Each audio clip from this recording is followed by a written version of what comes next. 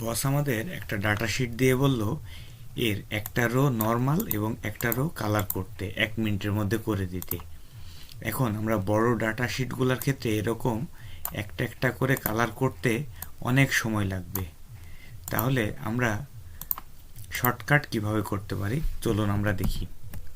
আমরা প্রথমে যে অংশটুকু করতে চাই এই অংশটুকু সিলেক্ট করে নিব। এরপরে হোম রিবন থেকে conditional formatting, new rules, use a ফরম্যাটে ক্লিক করব।